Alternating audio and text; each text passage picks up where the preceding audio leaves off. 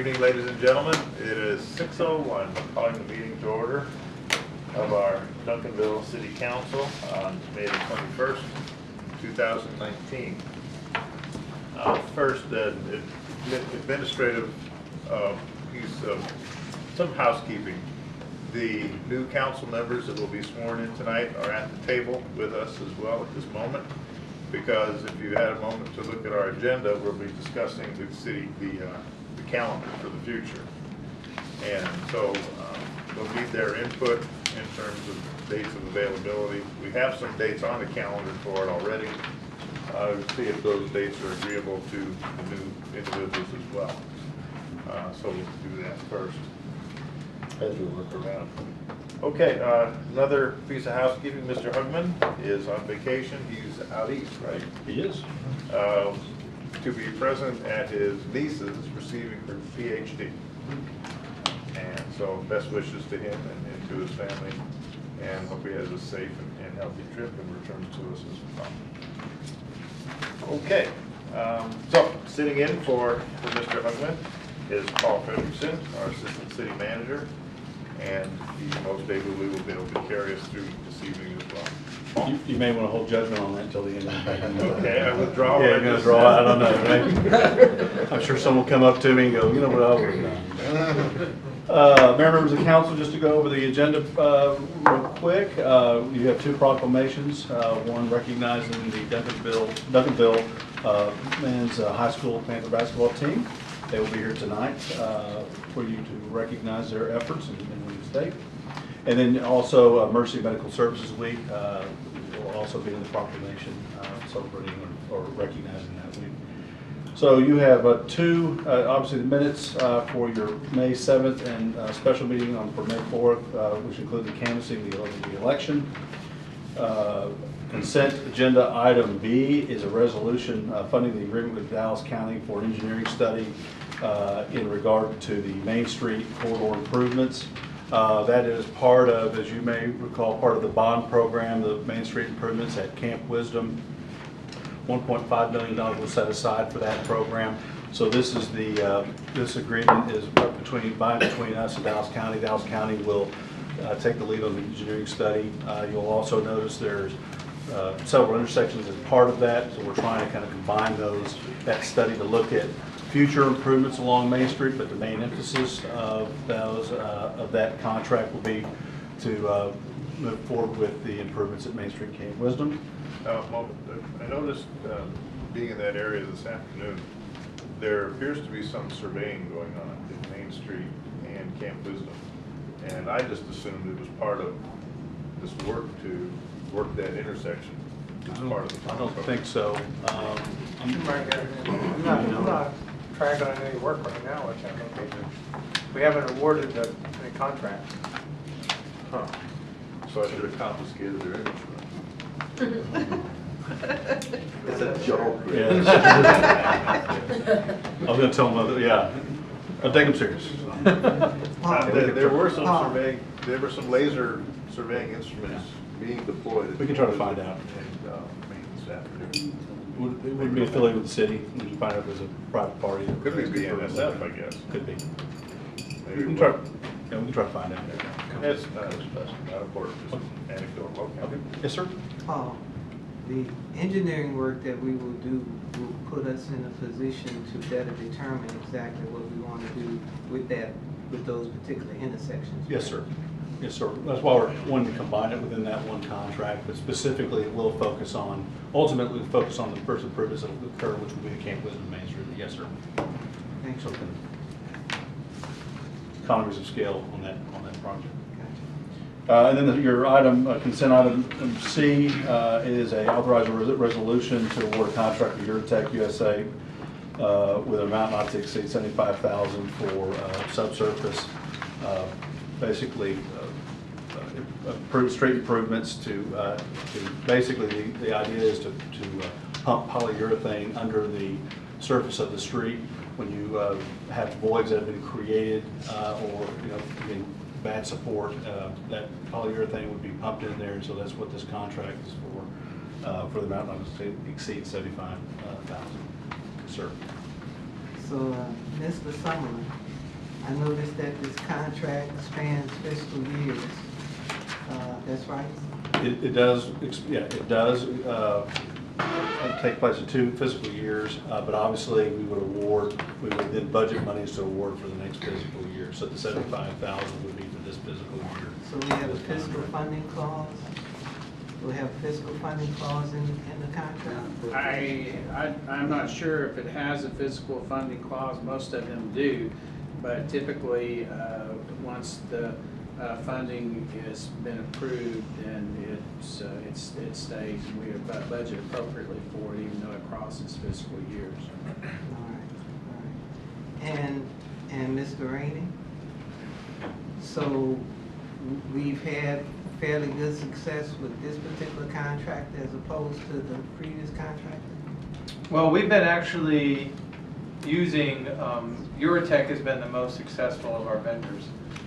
We had tried to award it to a different contractor previously, but they actually failed to submit all the certifications and certs and reps, all the bonding, et cetera, documents required to actually go forward with the previous contractor. But yes, Eurotech has been a good performer for the city in the past.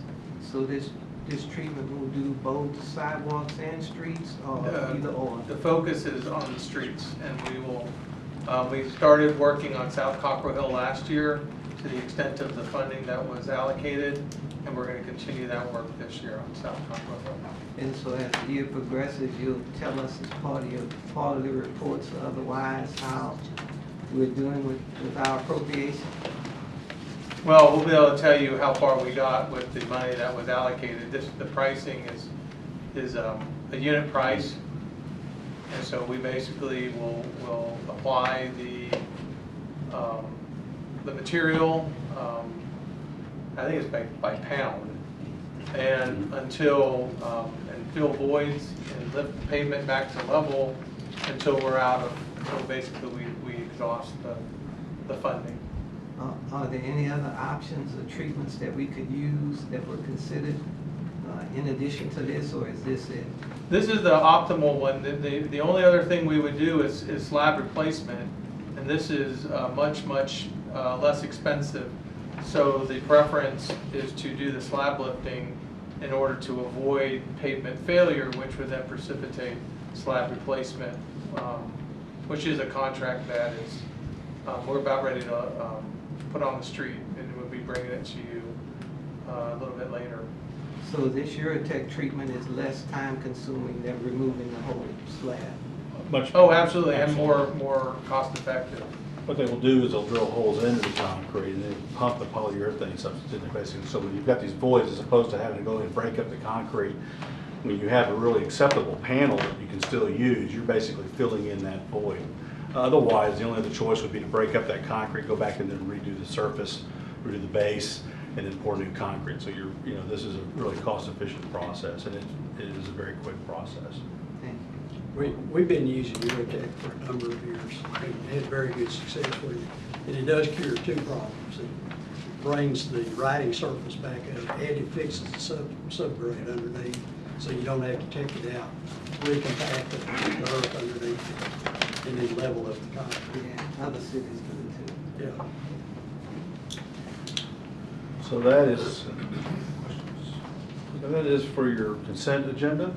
Items for individual consideration. Item 5A is the Tower Crest application to abandon the Tower Crest right-of-way. That item was requested by the applicant to be tabled. Again, to a time certain, what we're going to recommend is to table it for at least a month or two. Maybe your meeting in July 16th. If they want to come back sooner, we can schedule it sooner, but kind of give a little bit more leeway. Otherwise, we can keep coming back every council meeting. You can make a motion if you wish to take it out. You have to have a time certain in order to table it, but to give more time for the developer to answer the issues that are being addressed or that are coming up with it. This is the second time asking to table this. I really have a concern with number one, with him asking us to table it. But number two, he's not approaching us to give us more information on why he's asking that question. Well, the first question, To answer your first question, because it's now with the city, only you can decide to table it or not. So he can't table it himself, because once he's submitted the application, it belongs to the city in essence.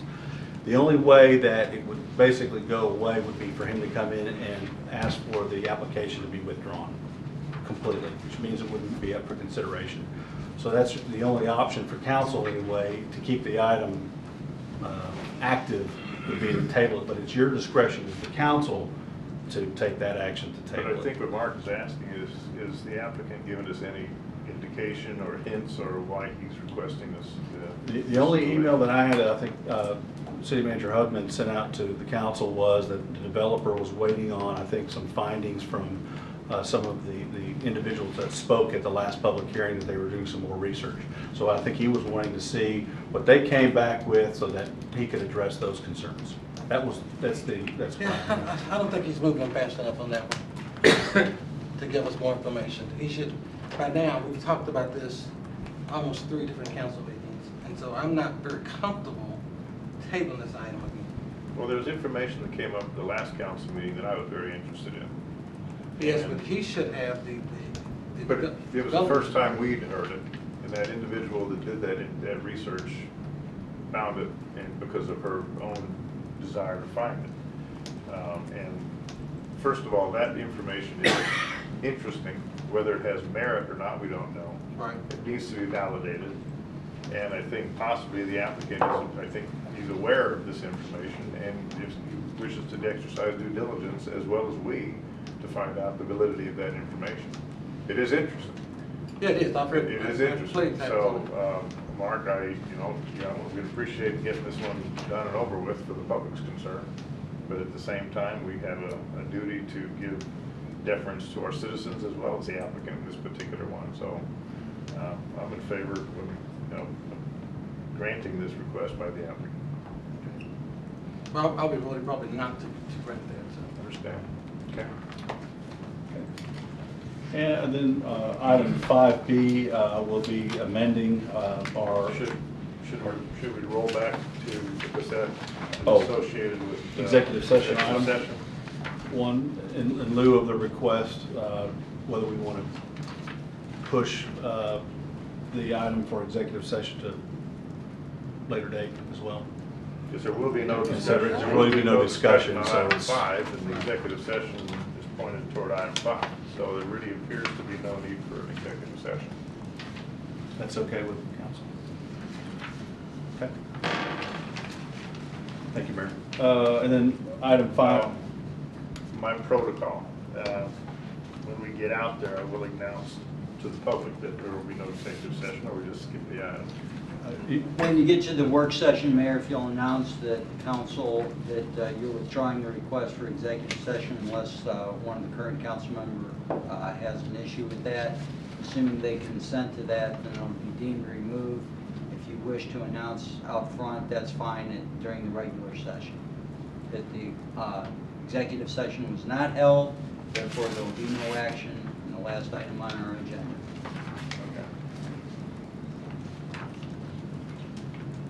And item 5B. Will there be a vote Nope. to do anything? Nope. No. Nope. Should be a vote to table it up, Well, he's talking about executive I'm session. talking about Executive session. Just the executive right? session. Okay. Yeah, we have to vote on tabling it. You have to vote on the tabling, but not on the executive Right. session. Makes sense. Council discretion. What happens if it doesn't get, what happens if it's voted down not to be tabled? It just goes away? Yes. It Well, just then goes you off the agenda? if the motion to table fails, then you'll take up the agenda. Yeah, we talk about it and vote on it. Oh, Think okay. about it and vote. Okay, got it. Now, you mentioned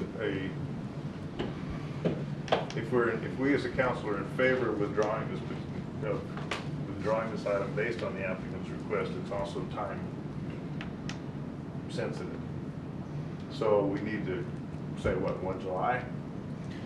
Or the first week of July, or first meeting in July? Well, we're gonna- We need to pin. We were talking about the second meeting in July. We suggest 60 days. That's what we were. Yeah.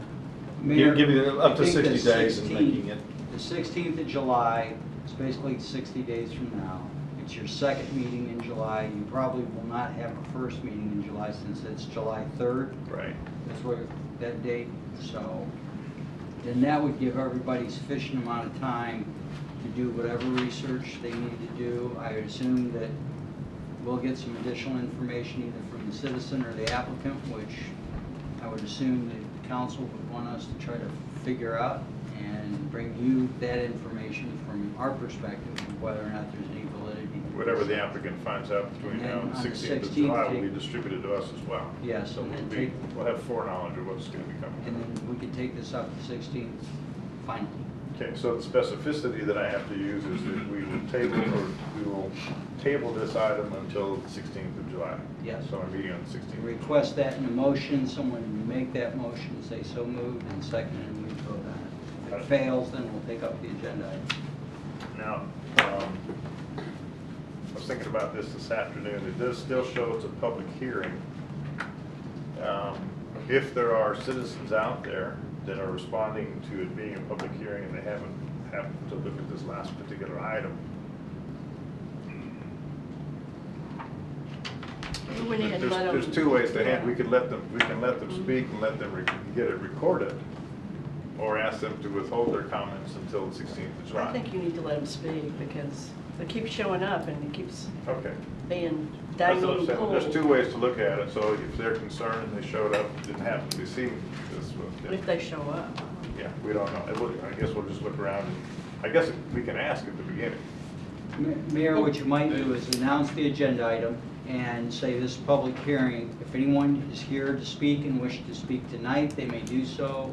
Our intent is to try to consider tabling this until the 16th of July. You can reserve your comments till then, or you can make them tonight. Well, let's go back for this just a second. I'm sorry? Let's back up for just a second. This item is asking to be tabled for the public hearing, not to hear from the applicant. Therefore, he's asking for the public hearing not to take place. Is that correct? No, the agenda item. Is- This Agenda is item. a public But the hearing agenda and to item is consider. not the public hearing. It's not to hear from the And applicant. consider approval. It says One of that the- conduct a public hearing, consider approval of an ordinance. So the agenda item is to conduct a public hearing and to consider the ordinance. If you table agenda item 5A until July 16th, then both items will be moved to July 16th. Okay. Good point. Okay. Item 5B is the consideration of amending the water conservation and drought contingency plan required by state law. That has to be, those plans have to be amended and adopted every 5 years.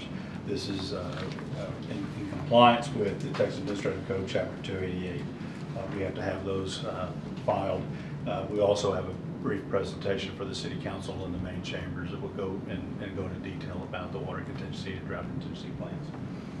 And then yes, sir. Question, Mr. Ramey, I read through that item with not real interest, but it was interesting. You ought to get the 3 or 4 hour version like we got before. Well, I stuck was on the table. really It says, good. if your address ends in this is the days you're allowed to water. But the It's like stage 4. yeah, but my question is, it says in there that the emergency procedures go into effect at a 75% level. Do you have any idea how many days of drought we would have based on average water consumption before the city would hit a 75% level before we have to go into stage 4? No. I do not. Okay. The biggest thing, the biggest driver with all of it, and I think you saw, you'll definitely see it again on the slides tonight, but DWU is the driving factor, and so it's really more tied to Dallas Water Utilities, our supply. The supply is, the supplier is where we're gonna. Oh, so it's not our water towers, it's the entire, it's DWU. Well, it could be It could our be. water towers. You could have a water break, a line break that's a part of our distribution system. You could have an issue with the tower. You could have any other issues that are system. Doesn't have to be a system- drought then. That have to be a drought by 75% itself. could That's be right. given from someone. Yeah, That's we right. could lose, one of our pressure. one of our towers for some reason. Oh, okay. And then that might affect us. Or we might have a problem with our inner city system, which may affect us. Or there could be a terrorist attack that could affect us. But typically, what's driving the whole drought contingency plan is tied to the reservoir levels and what Dallas Water Utilities is able to produce and give to us. Okay. So interesting, what was it, 2 years ago when Levon went way down? The cities up north would take their water from Levon went into the state. That's right. But it didn't affect us. That's right. They, all the different water suppliers have their own North reservoirs. Texas Municipal Water Yeah. District. Two different districts. They own Two Levon, different they own districts. Tawakoni, they own Texoma, I mean, no, Texas. Dallas has their own supply. Oh, okay. Like, yeah, they have their own reservoirs and supply capacities. The lessons they learned from the 50s when they had a major drought. Okay. Uh, And then, Mayor, the last item will be receiving your, the library quarterly report from the library director. Note as well that we are going to have the oath of office administered to the individuals. 3, yes. With the reception for our outgoing members. Notice. But- John. Oh, you're not leaving, so But she still has to take the, you gotta still take the And oath. you noticed? Didn't go through it, did you? It's like, you noticed? You lost. It was Check my email. brutal. Oh. Okay. Okay. All right. So let's take up the city calendar. Mayor, before you, you'll see the calendar for the next several months, May, June, July. There's a few key dates that we just want to make sure that those are okay with you for the meetings that are upcoming. The first that I'll mention is especially for the new members, we have a council orientation scheduled for Wednesday, May 29th, beginning at 1, hopefully ending around 4, if that is an acceptable date. We'll hold that then on Wednesday, May 29th. We have tentatively scheduled May 30th, a possible town hall, but knowing that we have new members coming in here, whether that is still a good time to have a town hall.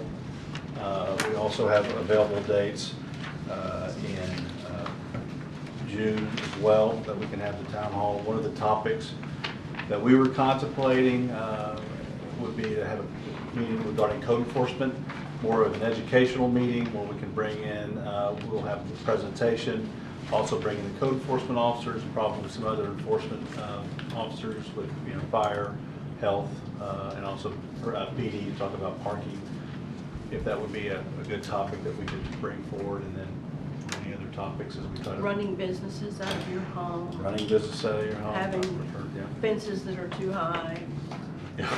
This is too not nice. getting permits. Yeah. So, yeah, we have a kind of a list of the top 10, but we can talk about any of them. We can expand it to 15, as you know, everybody seems to be pushing that envelope. But, so if that's a good topic, again, if the 30th is okay, or if we want to push it to give everybody more time, because as I go forward, you're going to have more meetings coming up, so I know we have to be respectful of everybody's time. I don't think we have enough time to go for the 30th. Okay. So we're good So on the the other- 30th? We'll give So some May time. 30th, I don't think, is it possible May 30th? I don't think there's enough time. That's what I was saying. I wasn't clear what I heard. Mark said no, whereas I think we could have a town hall about any time. Well, we also want to be cognizant, I know, we don't want to have meetings on Wednesdays, it's relegated for church, so Thursdays, if we want to try and push for Thursdays. So the other time that we could have a meeting would be the 27th of June. That would work I for this calendar? guess my question is, do you feel like staff could be ready? If they're ready, let's go. We'll be pushing it. We'll be pushing it. By May I want- 30th? Yeah. We can always be ready, but I really want to make sure we get it right. We could be. Well, then do it right, push it into June. Okay. Really, I'm going to be tight some of this time because we got to find a place for Lauren.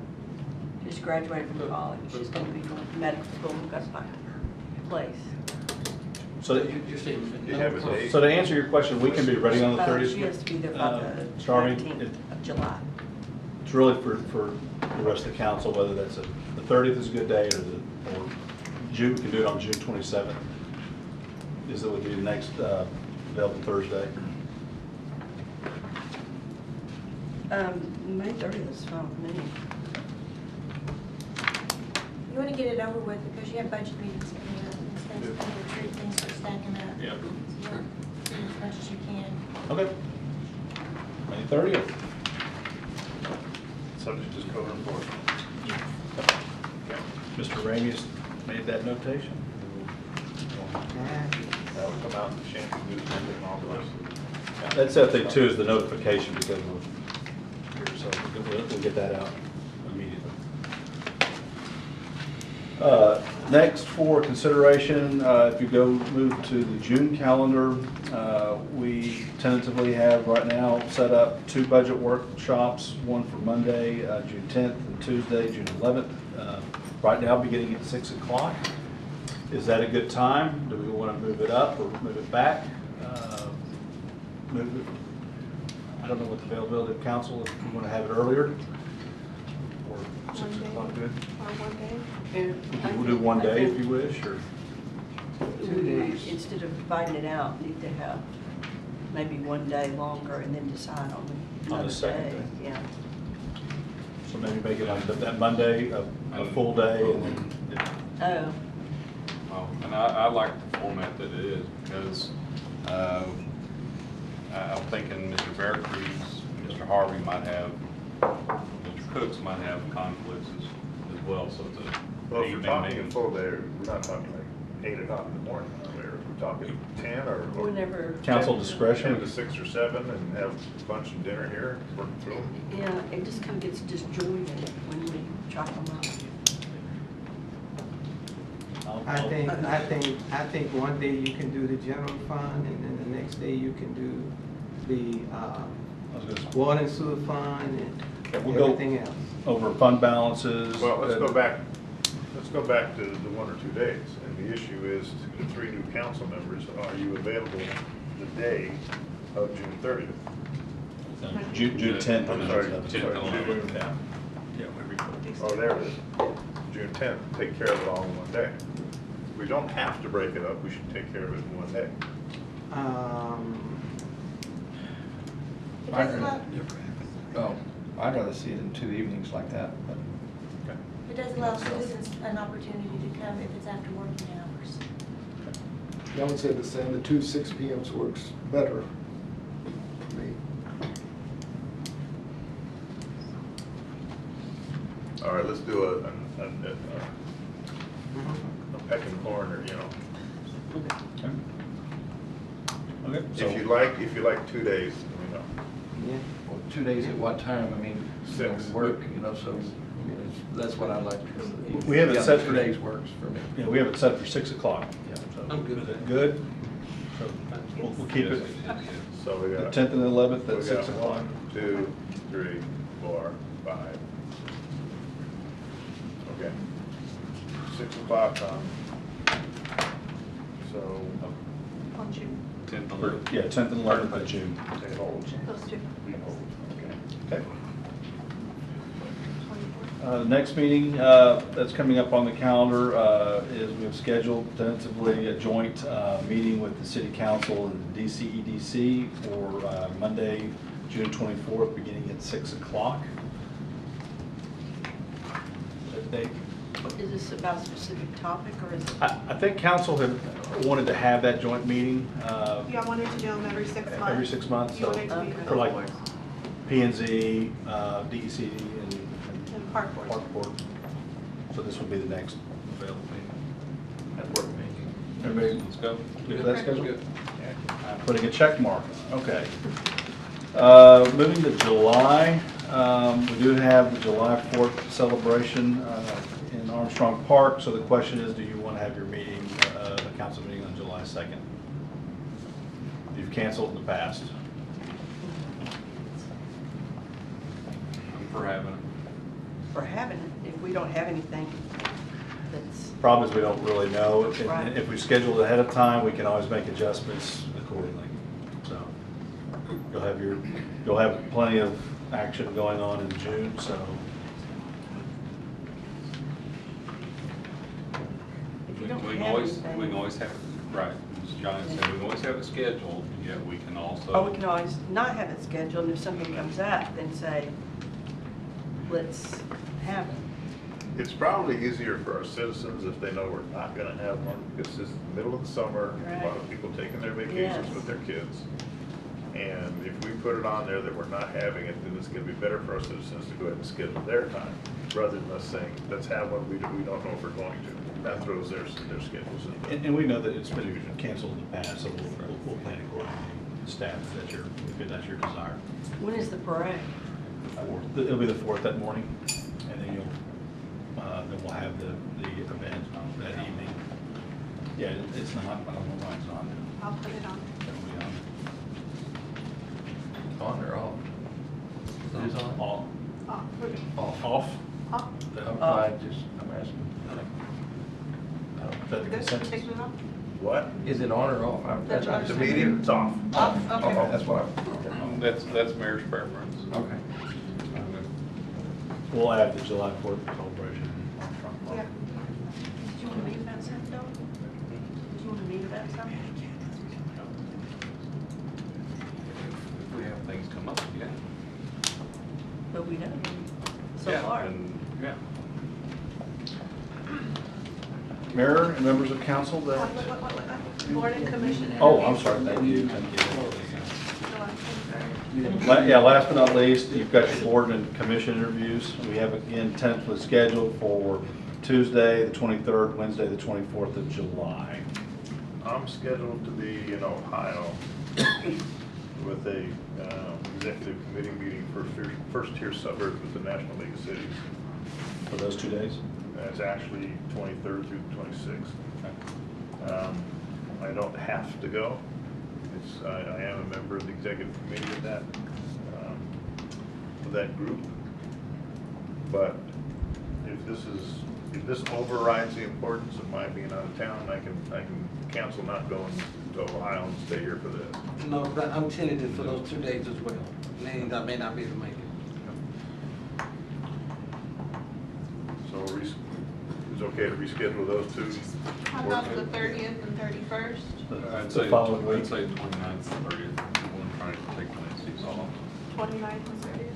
This is 29th and 30th of July. Is that acceptable to the mayor? That takes a Wednesday off, yeah. Okay. So So we'll- starting at 6? Yes. Board and commissions, this is 29.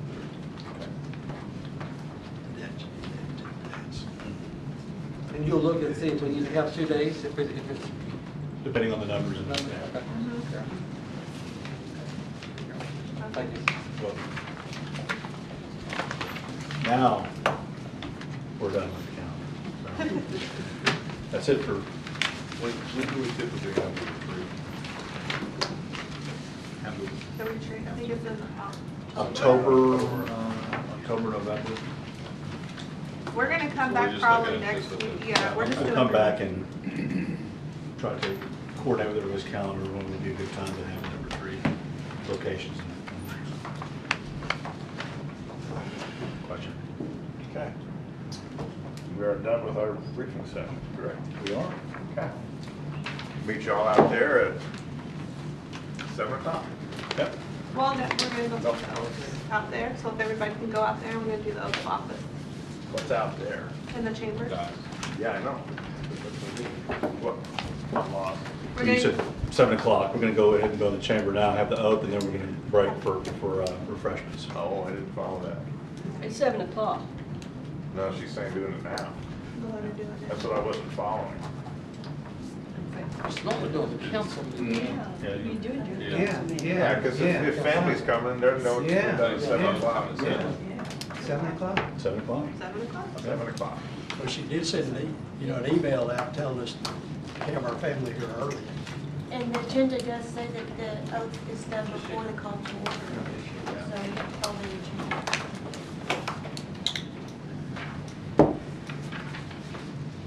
can change it. You can recess the meeting now until whenever you want to swear them in, as long as you don't hold it before 6 o'clock or before 7 o'clock in regular session. So we're going to recess at 6:37 until 7 o'clock. So it is At written, which so shall time- it be done. At which time the oaths of office will be administered. And after the oaths of office are administered, we will call the city council session to order. Thank you. Thank you. Very good. Okay. Good evening, ladies and gentlemen.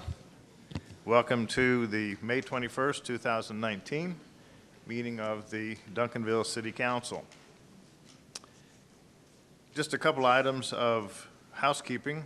Mr. Hugman, our city manager, is out of state on vacation. He's with his niece, who's receiving her PhD this week. So we're very pleased he has the opportunity to visit with him, with her. Just to let you know, in terms of what's going to be happening, some order that we're going to be going by. Oh, shoot.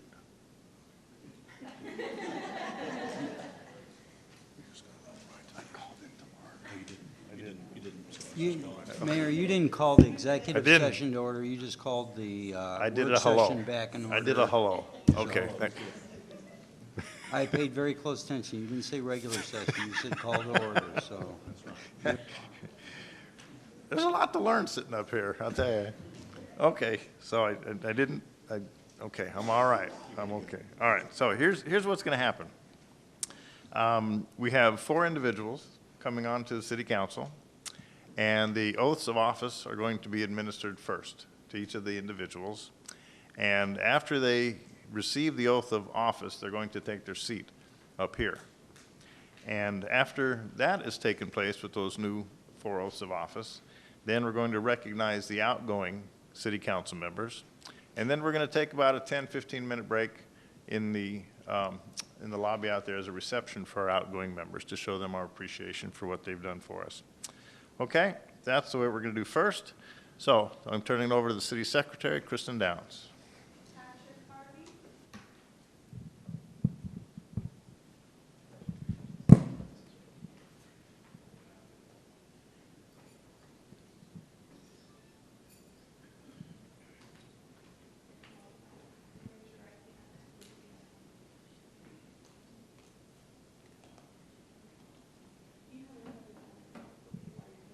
Yes, before we begin, I have some special guests, church members and immediate family that I would like to come up at this point. And also, as they are coming up, one of my very special guests is Seagoville's Mayor Pro Tem, the Honorable John Epps, and his wife, Shauna. So with those two and family and church friends, would you come up at this time?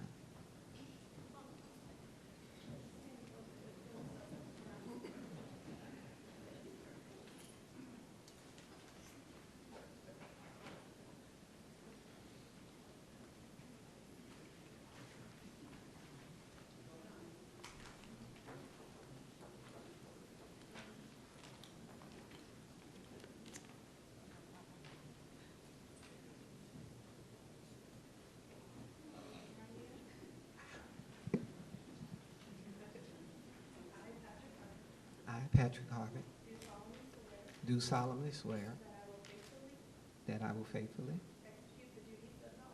execute the duties of the office of council member at large of the city of Duncanville, state of Texas, and will to the best of my ability preserve, protect, and defend the Constitution and laws of the United States and of this state.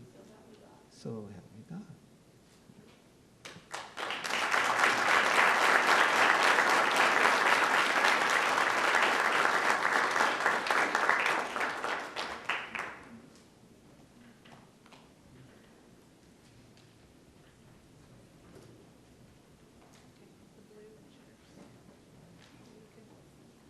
Okay, thank you very much. What I'd like to do is to yield my time to my pastor, Howard E. Anderson Sr., and he will come and petition the Lord, as he likes to say, and one of my favorite sayings, prayer is always in order. So, Pastor Anderson.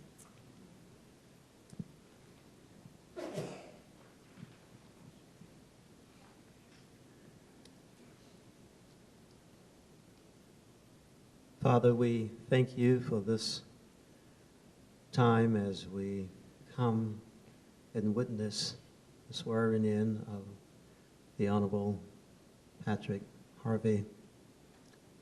Thank you for your mercy and grace. I pray that you would continue to give him the wisdom as he ministers to his community and the city.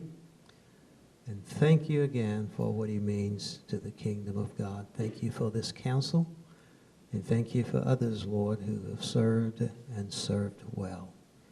This prayer I ask in the name of Jesus and for his sake.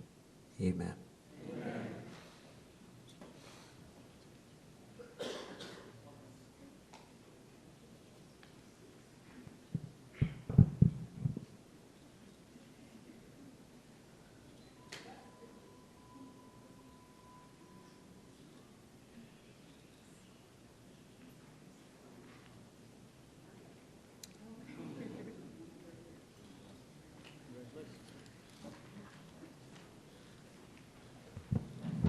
Joe Veracruz.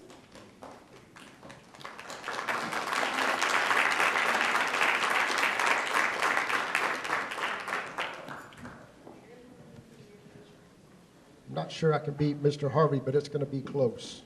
I got church family. I got my fire department chaplain here. Got Mr. Goldsmith.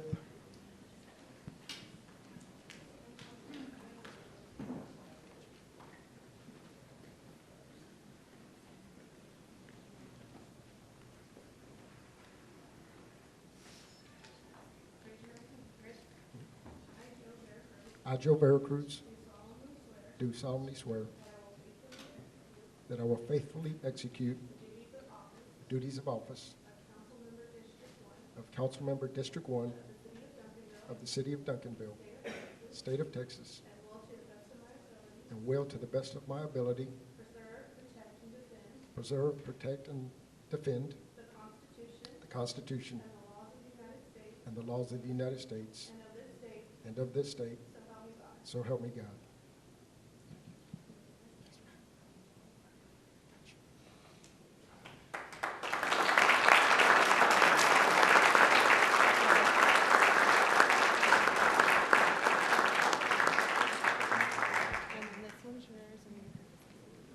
Well, I just want to say thank y'all so much, and I'm humbled, really humbled to be here and given the opportunity by my God, our God.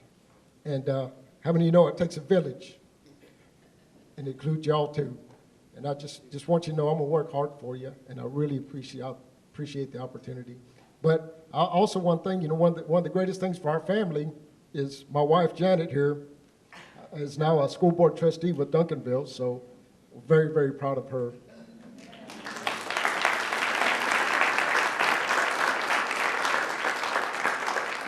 Of course, I'm going to go down the line a little bit. My beautiful daughter, Mariah, my sister, Sandra. Of course, you know it's important where mom shows up, right? No mom's here, it's going to be all right. Of course, my other sister, Teresa, Christine, and my niece, and got church family back here, brothers, and then, of course, fire department chaplain. Got to have that, right? So anyway, thank y'all very much.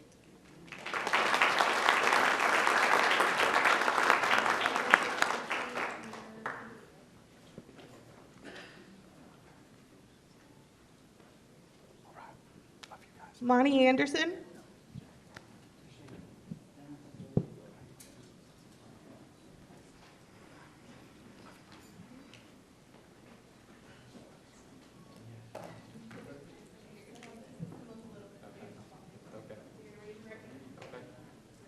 Yes, I'm ready.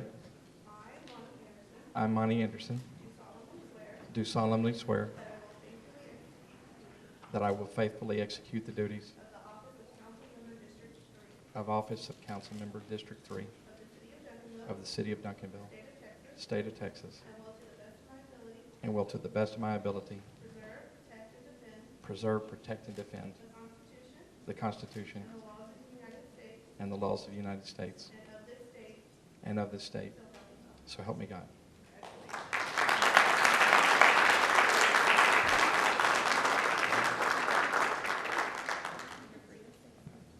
Thank you. You can blame Leslie Thomas for this, for me being here. So I've been an entrepreneur since I was 13 years old. Have never served in a position like this or never worked for a city. So this is going to be very different for me. So all I got to say is, let's go to work.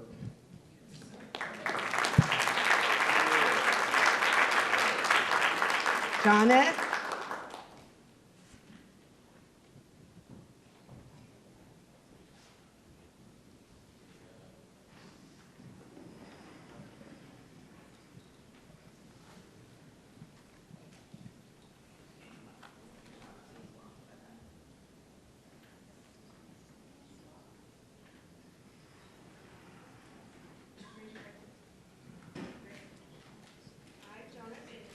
I, Johnette Jameson, Do solemnly swear do solemnly swear that I will faithfully that I will faithfully execute the duties of office execute the duties of office of Council Member District 5 of Council Member District 5 of the City of Duncanville, of the City of Duncanville, State of Texas, State of Texas, and will to the best of my ability and will to the best of my ability preserve, protect, and defend preserve, protect, and defend the Constitution the Constitution and the laws of the United States and the laws of the United of States this state, of this state, so help me God. so help me God.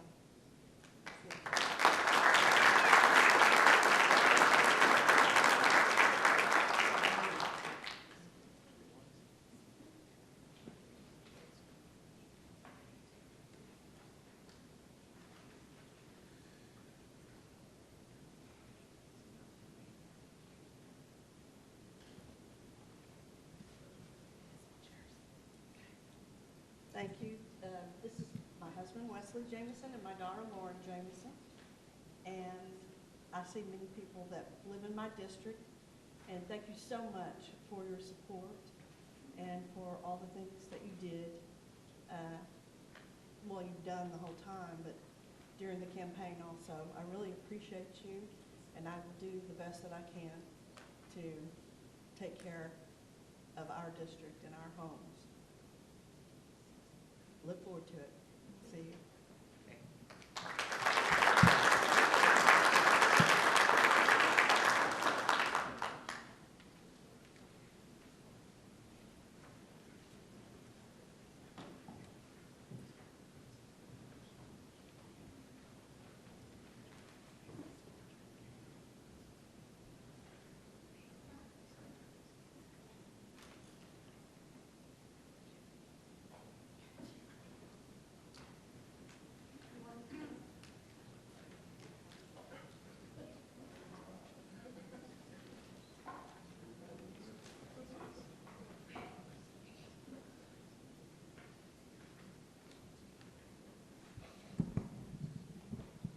Each time an organization undergoes changes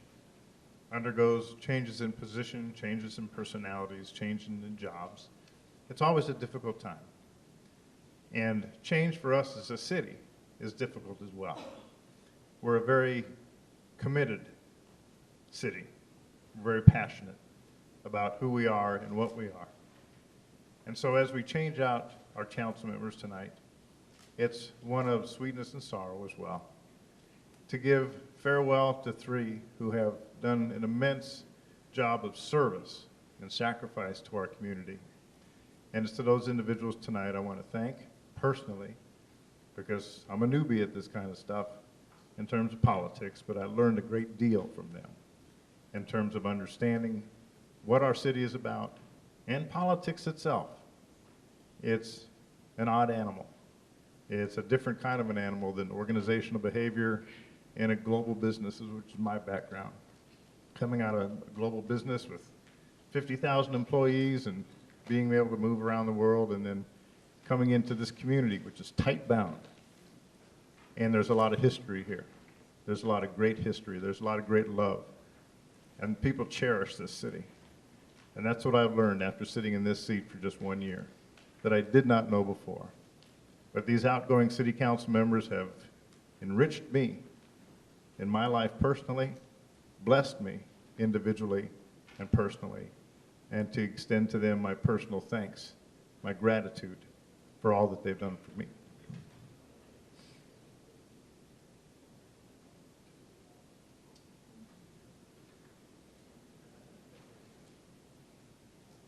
Patrick.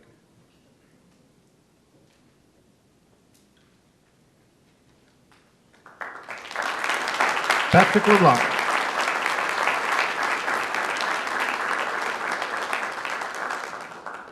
I'm not going to get through this. I just want to say just thank you to all of the citizens of Duncanville. I am most appreciative to God, my Father, who gave me the ability to serve these 2 years, and also for my lovely wife for the support she lended at home, especially at night when she had to rehash the meeting over after I got home. So, baby, I love you and I thank you for that. But really, I am just grateful to all of the citizens of Duncanville for the opportunity to serve. Thank you, Patrick. And you have been an agent of change for the city. And I appreciate that and all that you've done for us. So, picture.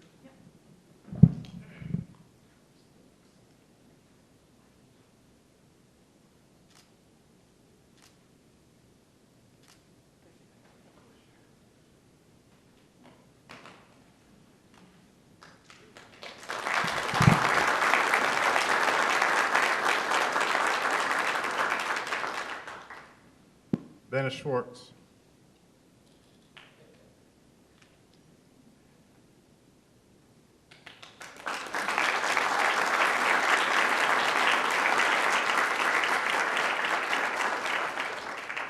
Dennis was the prior Director of Public Works for the city for how many years? 26 years, and on council for 4 years. And P&Z. That's all. Prices. Dennis has been an inspiration to me to understand public works, because during city council meetings, even though I do my best to prepare and read through the agenda items, and we get to the public works items, I read through that stuff, and a lot of it is just not my stuff. But Dennis has the ability to interpret and to apply his experience as Director of Public Works so that we on the council, I think all of us, benefit from his expertise and his experience as Director of Public Works to help us understand what goes on in our city in the infrastructure that is very rarely recognized. Our streets, our street lights, our water, our trash removal and all that. That's all under Public Works. And Dennis has that experience and knowledge to bring to the council. And I'm very, very grateful to you, Dennis, for your personal education that you've given me and for understanding me and working with me in these times. Thank you very much.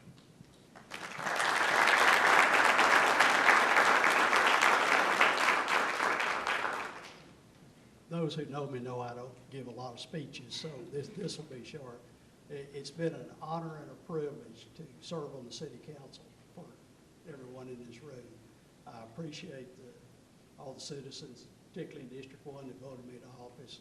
And you've got good people up here. You need to get behind them and support them. And don't question every little move that the city makes. You've got professionals on staff. Use your professionals. Thank you very much.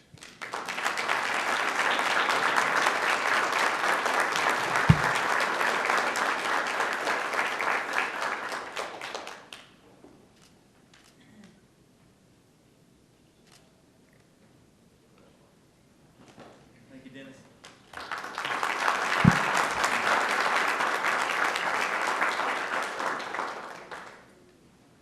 Dennis and his wife are moving to Oklahoma. I got to tell you a story about Oklahoma. And it's a true story. This is not a joke. This is true.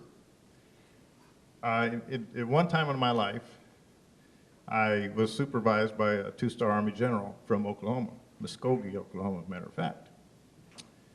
And he and I visited the headquarters of a major United States corporation in Florida. And of course, the administrative or executive assistant to the CEO, when he met us in the lobby, I'm sure he read over the general's bio and saw where he was born, where he came from. And so we're walking up the stairs to the CEO's office, and this executive assistant turns and says, "Well, General, I see you're from Oklahoma. Our CEO's from Oklahoma, too." And the general says, "Thank you. I'll be sure to talk slow." True story. I was right there.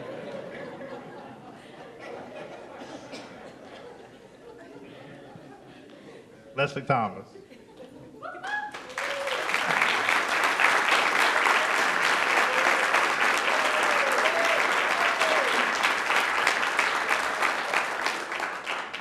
Leslie has brought to the council an immense amount of knowledge and expertise as well, with her law degree and understanding the intricacies and complexities of applying not just the law, but understanding ordinances as well, which is a lot of that stuff is new to me. And as Leslie was able to explain and apply a lot of the things in our historical background in terms of why we have certain ordinances and how they apply and how we can better do a job of applying those ordinances and changing them to make our city a better place to live, work, and play. She's always done that for me. And I want to thank her personally now for educating me, for helping me, being with me in some good times and also some other times that we've had. And it's always a sad thing when we lose people like with the character and the personality of Leslie. She's one of those people that we just always look to on city council to give us new information and new input. So Leslie, in recognition of that, thank you very much for your service.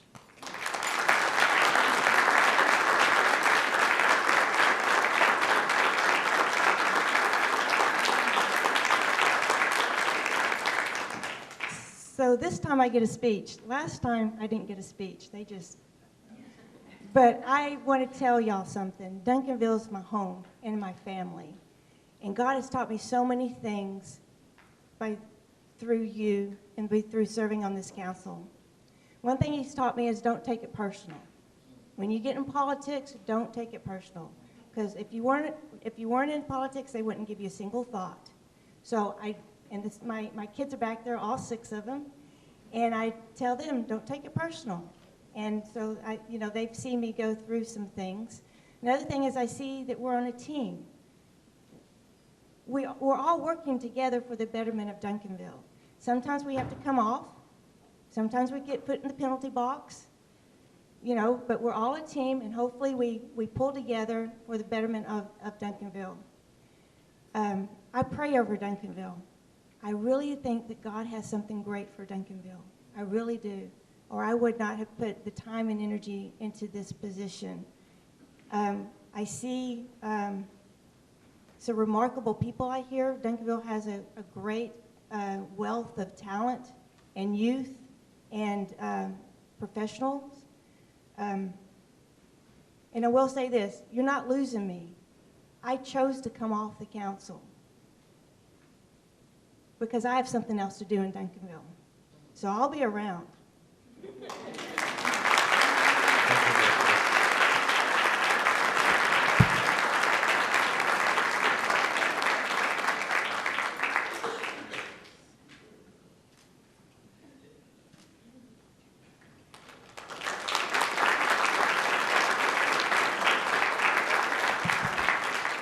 Okay, we want to break right now for about 15 minutes to have a reception for those outgoing members in our lobby. And if you could, please watch the time because we will be, let's see, it's 7:25, roughly 7:40, we will be calling the meeting to order. Thank you.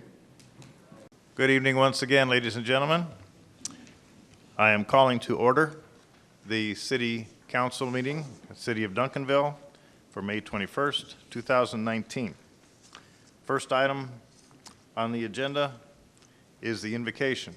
Pastor Jason Hillard. Please rise.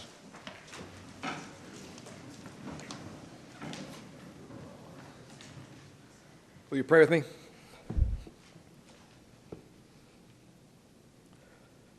Father, as we boldly approach you tonight, we plead for your mercy, according to your steadfast love. According to your grace, we ask that you would blot out our transgressions, wash us thoroughly, Father. We pray for your mercy and your grace over this city. We ask that you spare us from your judgment for any errors that we may make, but lead us to the correct and righteous choice of action. I pray that the gospel would be boldly proclaimed in our local churches and that our churches would be burdened for the hurting in this city. Reach out to them and offer to them the only Savior that exists. I pray that in Duncanville our hope would be found in Christ and Christ alone, and that his hope would produce boldness in our lives. I pray the people would stand in awe before you. I pray, Lord, that your love, wrath, justice, and mercy would be made known in our city. That upon the citizens of Duncanville you would increase our burden for our city and our desire to see it thrive. For our mayor, Mayor Gordon, and each respected member of this council, may our city prosper and thrive under their leadership, and may they yield to your wisdom and will according to your word. Help them make wise decisions, decisions that advance not personal agendas, but the best interests of all the people. Create a city unified in your truth and submissive to your word. Grant us repentance, and may it begin with me. In Christ's name, amen. Amen. Please join me in pledges to our flag. I pledge allegiance to the flag of the United States of America and to the republic for which it stands, one nation, under God, indivisible, with liberty and justice for all. Honor the Texas flag. I pledge allegiance to thee, Texas, one state, under God, one indivisible. Thank you. Please be seated.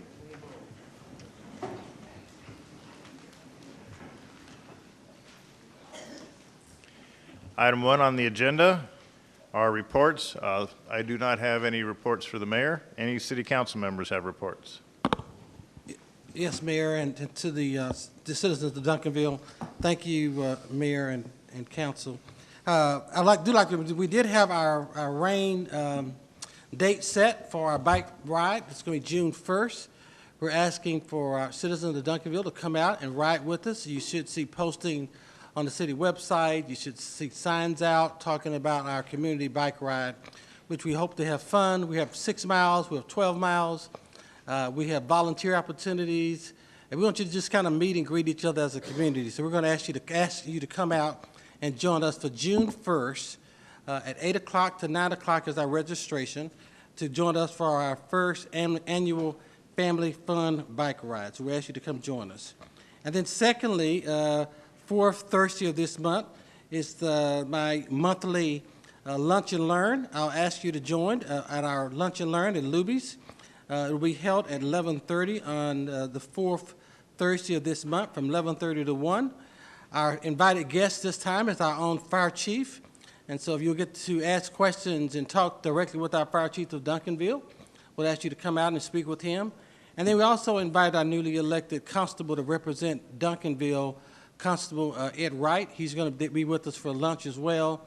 And it's just really open up for District 4 or anyone who wants to come have lunch with us and ask any questions you have that we could answer or get an answer back to you. I will say that we had excellent opportunities with our Lunch and Learn because during those times, citizens really get to hear and get feedback the way they're asking for it versus any other way. So thank you very much, and we hope you were able to join us.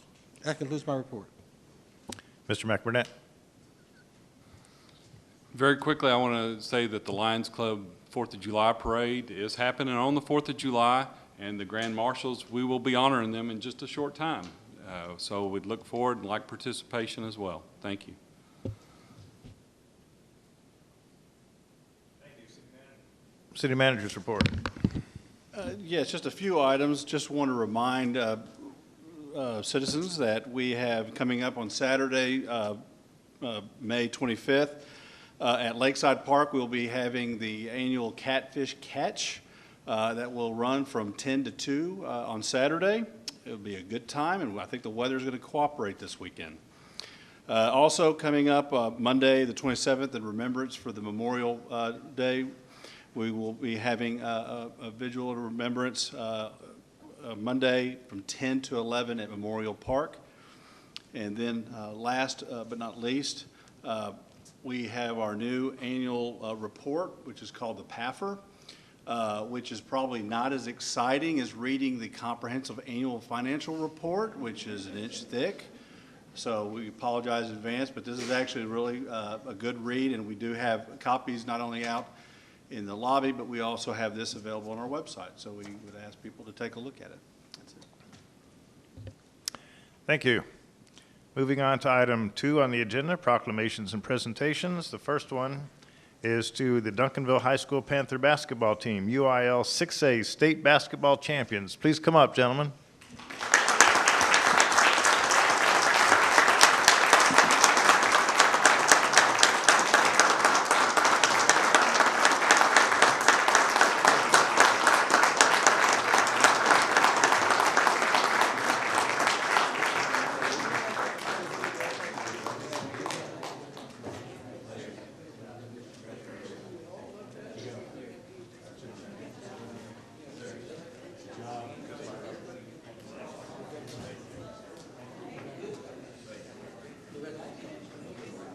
Where's the 4 seniors?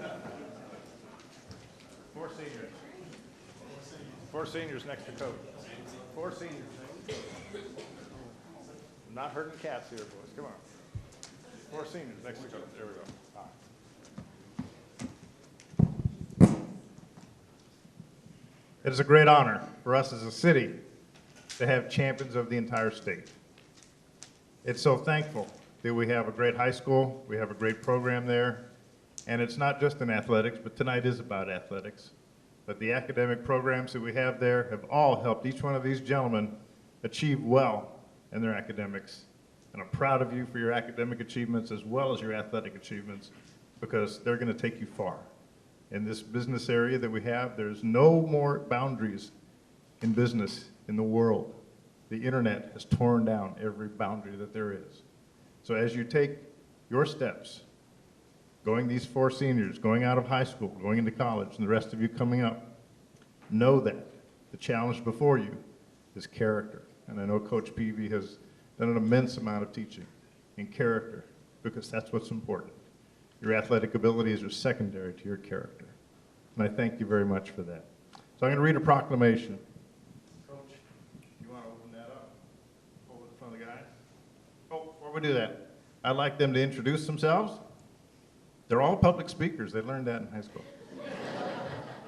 Introduce yourself, and the 4 seniors are first, and tell us where you're going to college. Good evening. My name is Miles Bennett, class of 2019, and the next 4 years I plan to attend Western Texas College in Snyder, Texas. I mean, 2 years, I'm sorry. Hi, I'm Christian Mitchell, and I will be attending Texas A&M Commerce, and I'm a senior. My name is Keon Hoskin. I'm a senior also, and I'll be attending York College in Nebraska. My name is Jamias Ramsey. I'm class of 2019. I'll be attending Texas Tech University.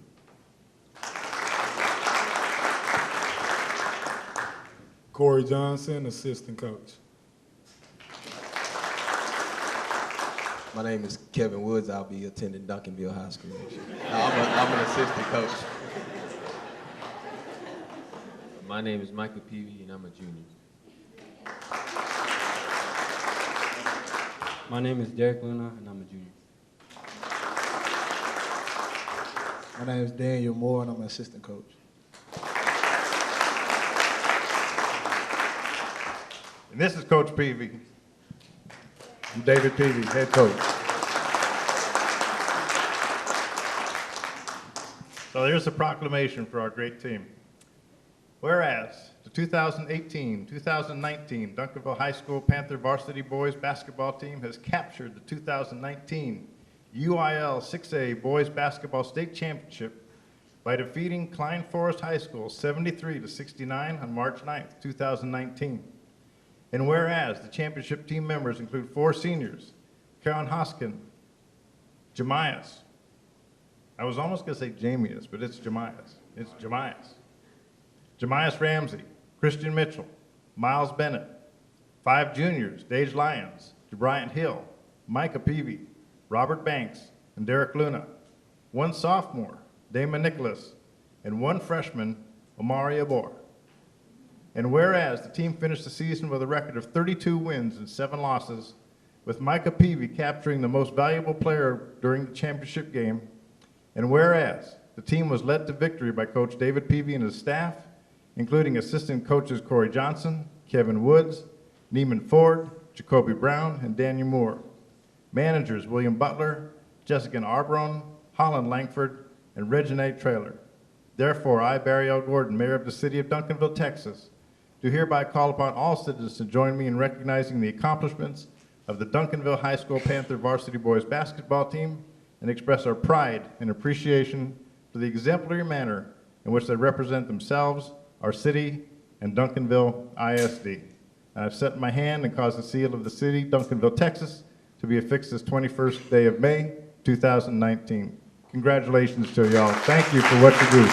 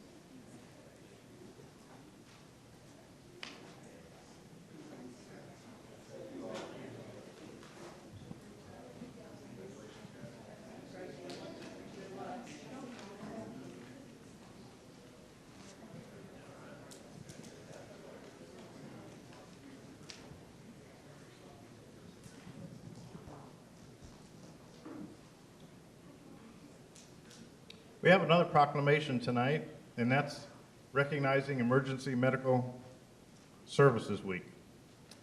And typically, I pass out the proclamations to other members of the council.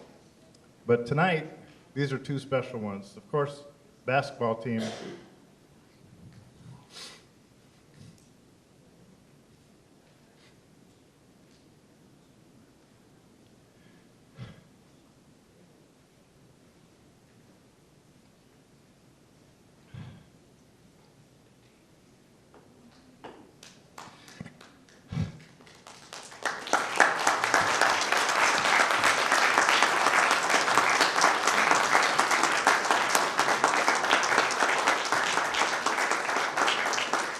These guys saved my life more than once.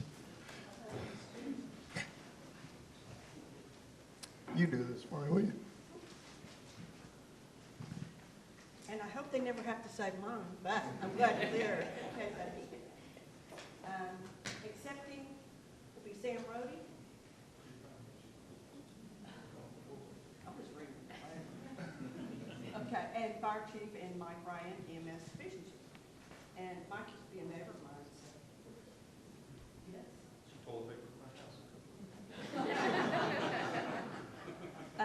Whereas emergency medical services is a vital public service, and whereas the members of emergency medical services teams are ready to provide life-saving care to those in need 24 hours a day, 7 days a week, and whereas access to quality emergency care dramatically improves the survival and recovery rate of those who experience sudden illness or injury, and whereas the emergency medical services system consists of emergency physicians, emergency nurses, emergency medical technicians, paramedics, firefighters, first responders, educators, administrators, and others, And whereas the members of emergency medical services teams, whether career or volunteer, engage in thousands of hours of specialized training and continuing education to enhance their life-saving skills. And whereas it is appropriate to recognize the value and the accomplishments of emergency medical services providers by designating Emergency Medical Services Week. Now, therefore, I, Barry L. Gordon, Mayor of the City of Duncanville, Texas, in recognition of this event, do hereby proclaim the week of May 19th through the 25th, 2019, with May 21st being Emergency Medical Services for Children, EMSC Day, as Emergency Medical Services Week. With the theme, EMS Strong, Beyond the Call, I encourage the community to observe this week with appropriate programs, ceremonies, and activities.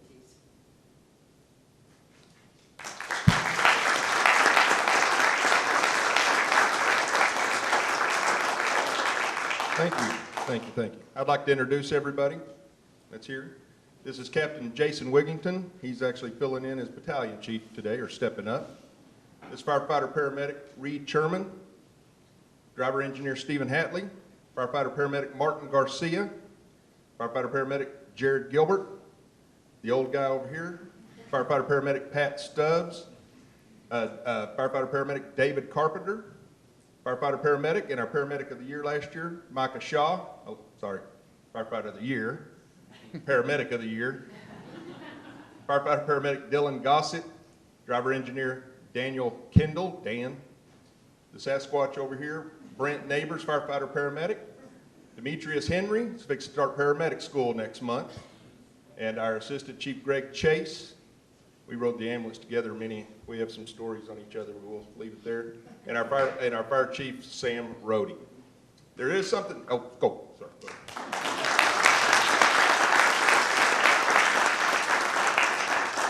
I realized something this week talking with some of the other EMS chiefs. One of the opportunities that we've never taken advantage of while we're up here is a lot of people are curious as to the levels of EMS. Because there's a lot of, a lot of people still call us ambulance drivers, and that stopped 40 years ago. 40 years ago, we're not ambulance drivers anymore. But there's 5 levels of certification when it comes to EMS. So a lot of people, they don't know the difference. So I'm going to take advantage of this opportunity.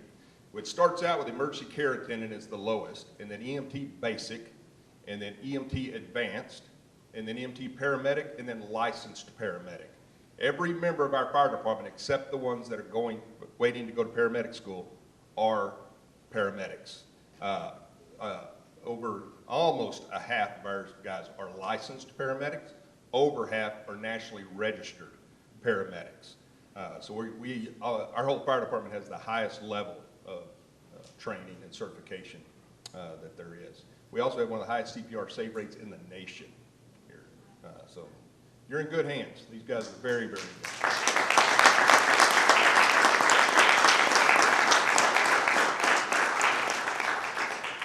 I think you ought to tell them how you were recognized for how fast you were at the hospital. We heard about it at your fireman's banquet that Charlton. Oh yeah. We've had, it's kind of an exciting time to be in EMS because used to when people would have a stroke, the last thing we would tell them, we'd tell the family, come kiss them bye because you're not going to see them again normal. But we made great strides. Now they can pull the clots out, and we're a big part of that.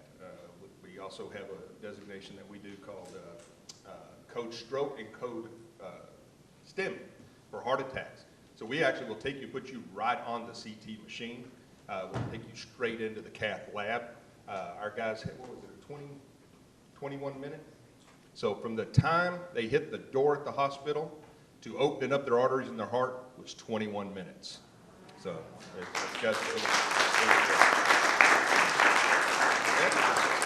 we actually do that quite a few times a year on both ends of that. So the 21 minutes is really fast. I think the only other fastest time was 17 minutes. So these guys are good.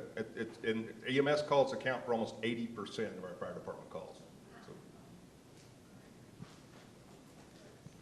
I'd also like to recognize the guys you see up here tonight. They're our B shift. We have 3 platoons in the fire department, so If I could I get a big clap for the guys who are off? They're getting their rest on A shift and C shift. Again, some of the things that Mike forgot to mention is these guys are at the top of their game. They're some of the best paramedics in the Great Southwest.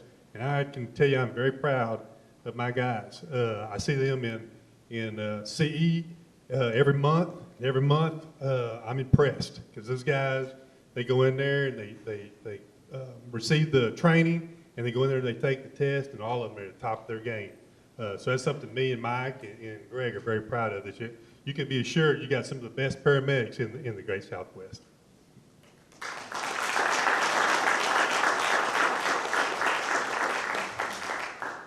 Just a great thanks. That's all I can say. Thank you. Stand on this end. Yeah. All right, guys, shoulder to shoulder.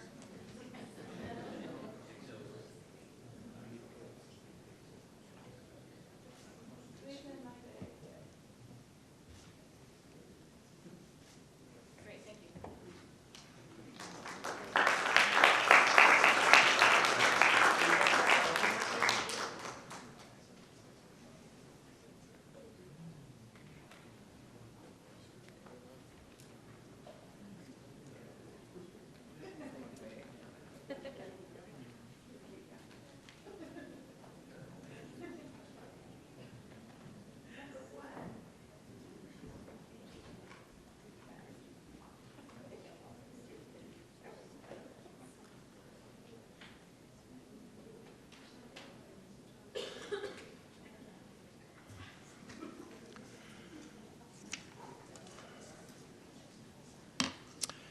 Item 3A, item 3 on the agenda is citizen input.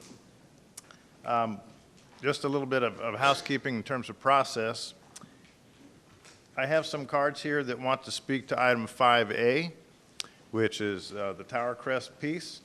And those individuals that have given me cards on that particular subject, if it's okay with you, we'll wait until we get that item on the agenda instead of using the 2-minute citizen comment. So if I can get an assent? Okay, okay.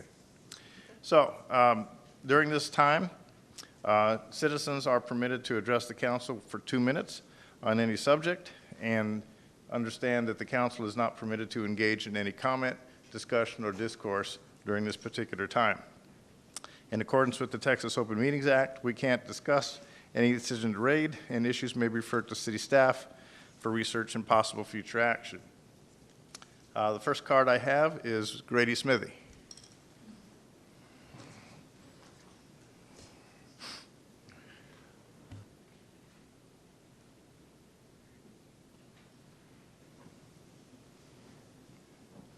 Please give us your name and address.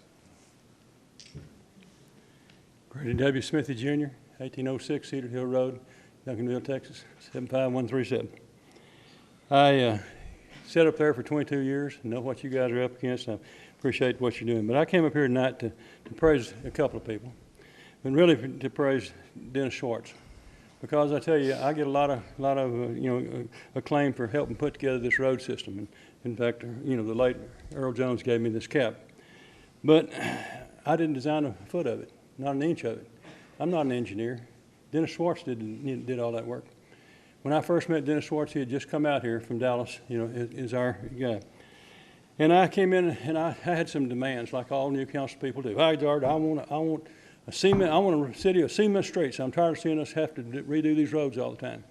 And he said, Grady, it's not a cement street, it's a concrete street. You have to put aggregate with cement to make concrete. So that was my first lesson that Dennis Schwartz, taught me. Then basically Dennis, would tell me all the time, get all the mitigation, the congestion and relief and mitigation money that you can. And when people would turn it down over at COG, when I was representing over COG, I'd bring it out here. We'd try to synchronize our lights on that.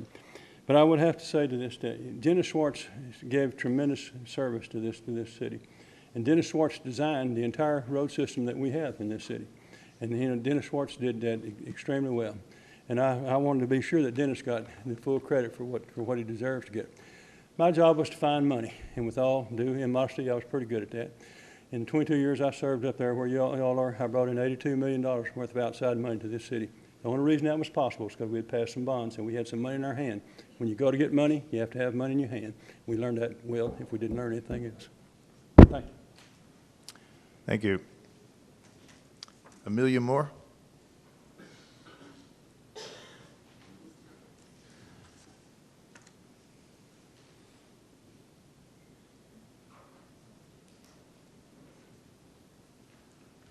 Please give us your name and address.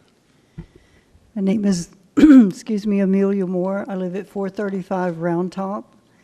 I would like to thank the EMS guys too. August of last year, they saved my husband's life, and we're very lucky to have them. And I just wanted to go on the record that on May 9th, I filed a complaint with the city of Duncanville. I had it notarized. I went through all the steps I was supposed to go through, and that complaint has been ignored. And I would just like it on the record because I'm going to take it to the next step. Thank you. Thank you. If you'll excuse me, I need to step out for just a few moments. Please do not leave. Keep your seats. It's 8:09. Recess? Yeah.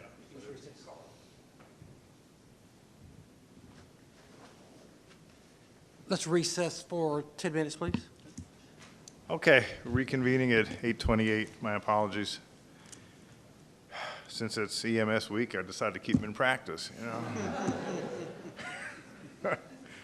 Okay. All right, moving on to item 4. We're going to hold these. Yeah. Item 4, consent agenda, City Secretary. Item 4A, consider the minutes for the May 7th City Council regular meeting and the May 14th special meeting. 4B, consider a resolution authorizing a funding agreement with Dallas County for an engineering study to define the scope of the Main Street corridor improvements in the city of Duncanville with an estimated expenditure amount of $150,000. 4C, consider a resolution authorizing the purchase of pavement lifting services with Eurotech USA located in Tomball, Texas through the Texas Smart Buy contract number 748-N1 for the unit prices bid with an estimated expenditure amount of $75,000. Chair will entertain a motion to approve. Move to approve. We have a motion to approve, and a second. Okay, thank you. All in favor, please vote. And our new people know how to use the button. Very good.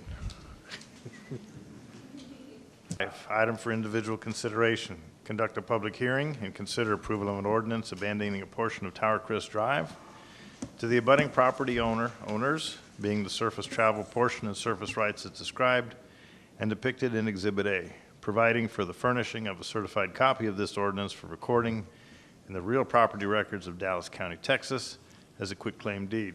This item requested to be tabled by the applicant. What we have decided to do as a council, since it was on the agenda and since the last meeting, we did say that we were going to continue the public hearing at the next meeting. We are going to have the public hearing. I have 2 cards for individuals that want to discuss item 5A. If you want to speak, know that it is council's choice that we are going to comply with the applicant's request to table this item and move it to another meeting. So you have the choice of speaking tonight. Everything will be recorded. You are not on the 2-minute, as in the citizen's comment, or you can wait until we reconvene this item, put it back on the table at a subsequent city council meeting. So I'll read the cards, and if you'll tell me if you'd like to speak now or if you would rather come back when we have this up. The first one is Michelle Peterson.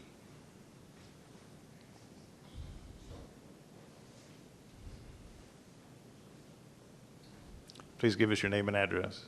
Hi, I'm Michelle Peterson, 1514 Penn Springs Drive, Duncanville.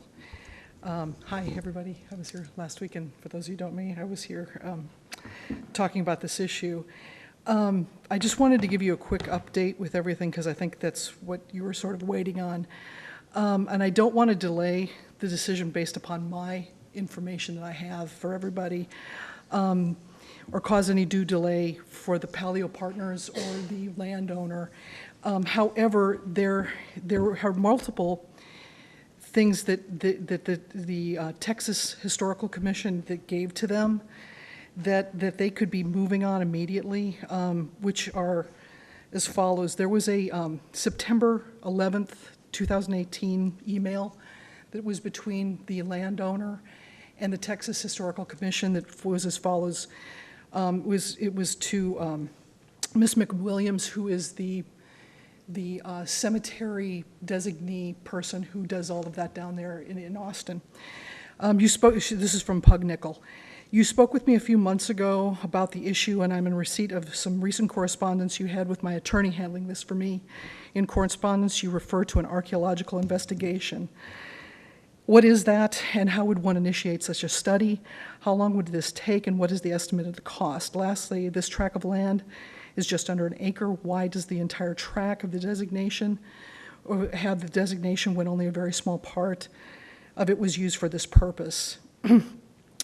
Just to let you know, the entire area of that particular tract of land was actually designated as an entire cemetery. There's aerial photographs going back into the 1930s, 1950s that you can research this online that show actually, you can see headstones on them that show that they were on not just one corner of the property, but actually throughout the property. Then when things got moved for the headstones, that was taken off of there. So actually, the landowner knows about this particular issue, and that's why he was advised that he should probably do an entire geological study with all of this information. So that's he was led to know through his attorney as well as for him directly. The other thing is that there's a difference between the scraping and the historical evacuation, or when they dig up the bodies through from backhoes and such as that. Basically, the problem is this land has been damaged over time. It's not virgin land anymore, because back in the 70s when the roads were widened, we used, you can see in the aerial photographs that the land was used to park trucks, put dirt on when the entire road was widened, both Camp Wisdom and Cedar Ridge. So that a lot of things have gone on during that time that could make it so that you can't just use some of the technology that's available, because it's not going to completely show. So it was sent from the Historical Commission of what they recommended to him. They sent a document going everything from what they recommended down to what was called witching back in the day when there was no technology. Lastly, I know that everybody's waiting on a set of documents from me. As I explained to everyone, I have a legal counsel with all of this trying to figure out what to do with this information. They have advised that we go back to the courts to try to re-put the designation of the cemetery back on. Because of that reason, I can't hand over all of my documents to you. However, they have wanted to say, I can certainly meet with any of you, discuss any of this with you. I just can't give you over all my documents. Unfortunately, I can't meet with the city attorney, because then I have to lawyer up and bring my attorney with me to meet with the city attorney. And I can do that, but that's going to start costing money, quite a bit more than I've already paid. And I'm more than willing to answer your questions. I don't want to hide anything from anybody. I don't want to draw this out.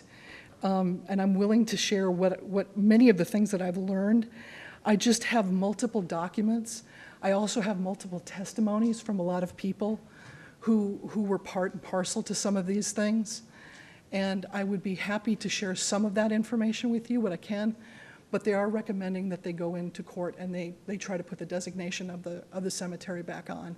because what they're saying is, it looks like that's a good possibility that they can do that from all the documentation that's happened.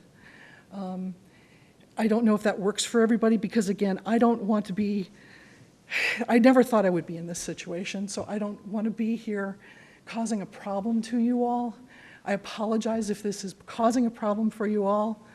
I don't like doing this to anything. This was not my intention. But I can't pretend that I don't know this information.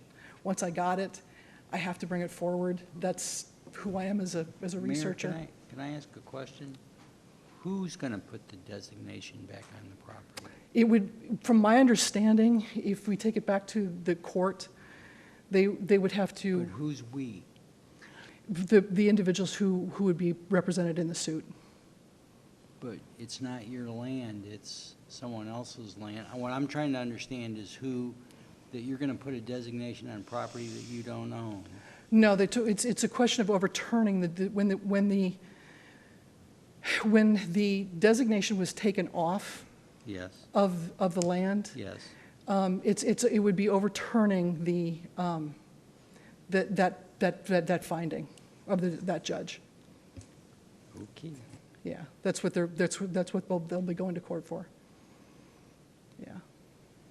I'm still troubled by how you have standing to do that. I can't discuss that at this. I can't discuss that at this time. Well, the state of Texas might have standing to do that, but I can't discuss who all the parties are in this at this time. Anything else anybody wants to?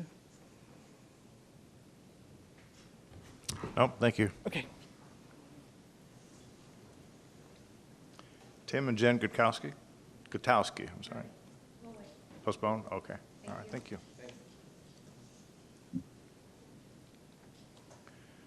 Okay, the chair will entertain a motion on this item. Mayor and Council, as a result of your discussion, you were going to consider, after receiving the public hearing tonight, a motion to continue the public hearing in consideration of the ordinance concerning the Tower Crest Drive, Agenda 5A, until July 16th, 2019 at your regular meeting.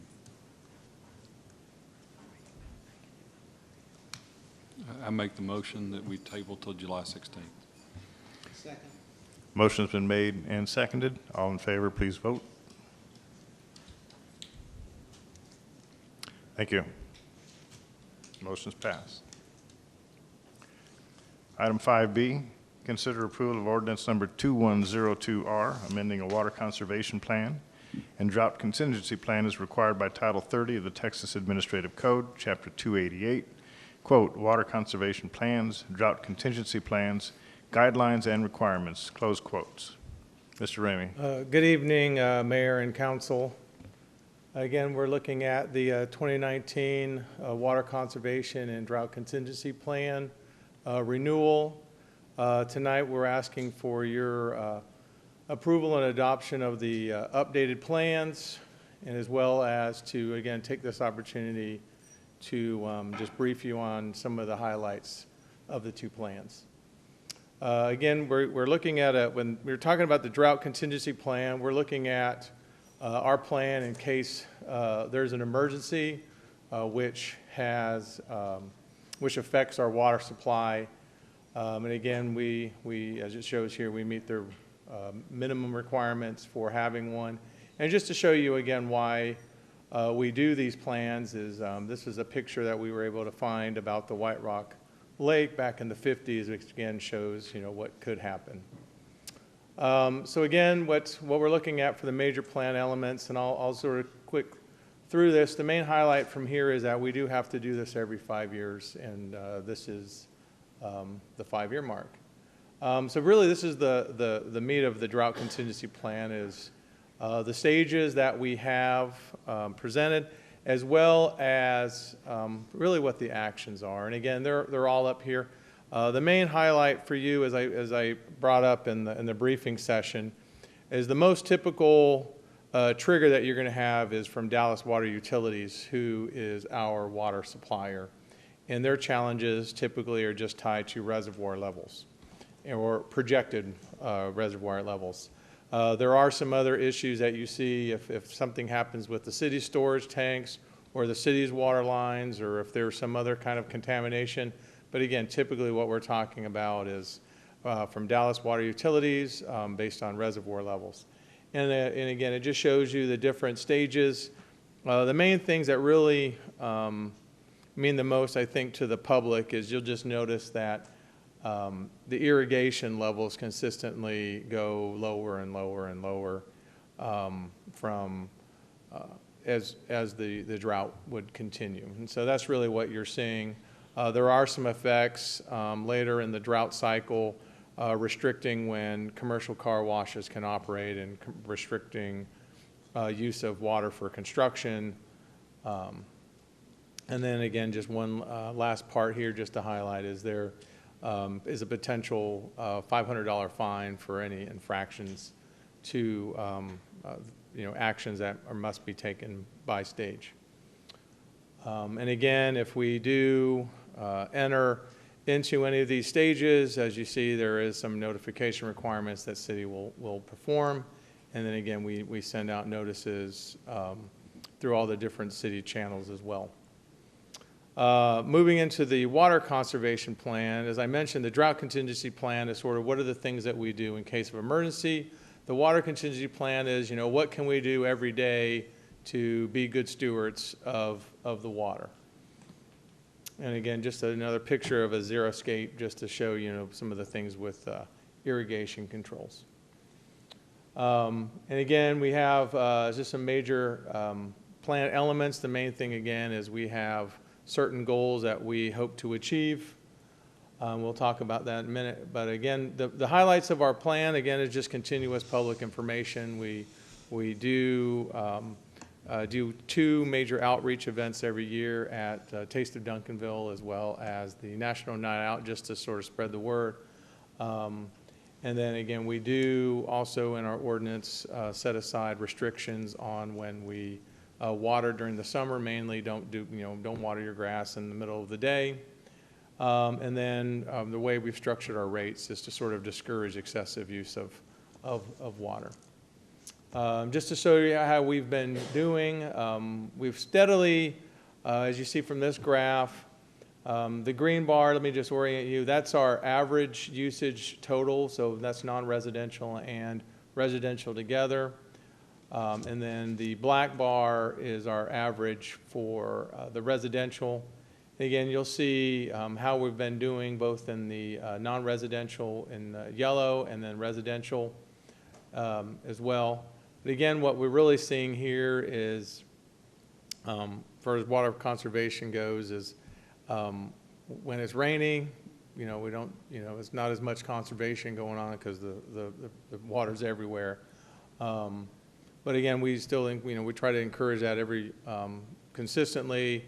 And again, the main thing is you saw before, and watching what you do in your households as well as how often you water the grass are some of the main ways that we can help with conservation.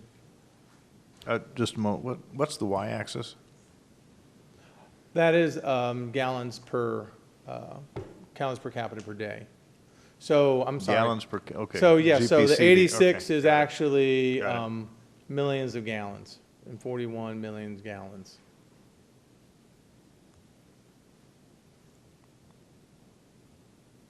And so again, here's our conservation goals. Looking forward, just for your review, and again, what we're just looking for is a steady decrease in our usage. Something today, I was just at another conference earlier this morning, and the whole region, of course, is consistently has been growing very rapidly over the last several years, and the projections are that it's going to continue to grow. And so again, it's just very important for everybody to continue to conserve water so that there's plenty of water for everybody, even the folks that aren't here yet. So again, the next steps, subject to your approval, is that we will send these off to TCQ in the city of Dallas and get these filed and get ready for the next 5 years, subject to your questions. Thank you, Mr. McBurnett. Motion to approve. We have a motion to approve. We have a second. Any discussion? Please vote. Item is approved. Item 5C is take any necessary action as a result of executive session. We did not have an executive session, therefore there is no action to take. Therefore, City Council is adjourned at 8:47 p.m. Library report. He'll be very sad if he didn't get He thought he got off for a second. Julio, my apologies. No such luck.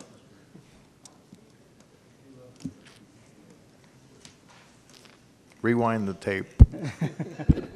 Thank you, Mr. Mayor, Council. I'm Julio Velasquez for the new council members, Library Director. I'm here to present the library quarterly report for you. In the last quarter, we had some great events at the library. One near and dear to my heart was our May the 4th Free Comic Book Day event on May the 4th, Saturday. We had 130 families attend.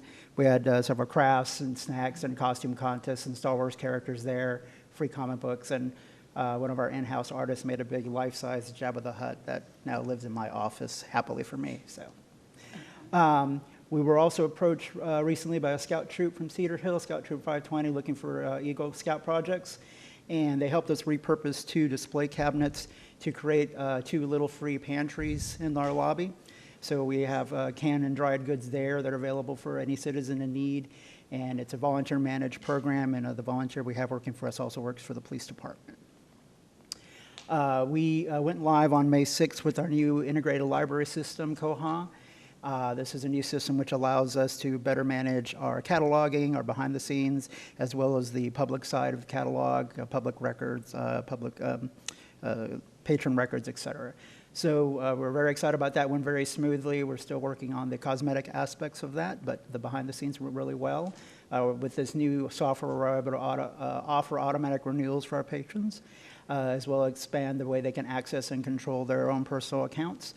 They also have more direct access to all the e-content that we provide, e-books, videos, and what have you.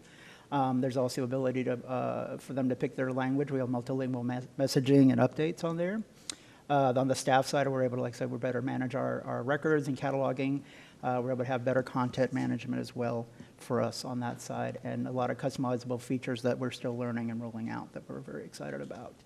And that was part of our work plan that we updated for the new system. So we're getting ready to kick off our summer. That's our busy time in the library. So Summer Reading Club officially starts on June the 1st. We're having a big kickoff party on Saturday, June 8th, which is co-sponsored by KERA and the United Way. They approached us to co-sponsor that. So it's going to be a really big event from 10 to 2 that day. We're going to have food trucks out there, bounce houses. A lot of city departments will be there as well as other local community organizations represented to meet with citizens and talk to those folks. And lots of great stuff going on. And then on the right-hand side is our sheet of all the events that we'll be having going on in the library over the course of the summer, concerts and special performances. Once again, we want to thank our friends for the Summer Reading Club. They're providing the prizes, so those kids who read over the course of the summer submit their completed logs, get into a raffle to win one of 4 Kindles, and those are provided by the Friends of the Library. We're always very grateful for their support. These are our measures for this quarter. As you can see, we've had a great number of visitors, circulation, and we're looking forward to, with our new Koha system, we'll be able to actually better track some of our different measures and present those to you in a future date. So, any questions? Mr. Harvey. Just real quickly, can you tell us again when you're going to have that kickoff? Yeah, it's going to be Saturday, June 8th. So that's first Saturday in June, and that's from 10 to 2. Second Saturday. My apologies. 10 to 2, and that'll be in the library as well as the rec center and out in the parking lot. So we're going to be using the whole facility for that afternoon. For that. Thank you. So, yeah.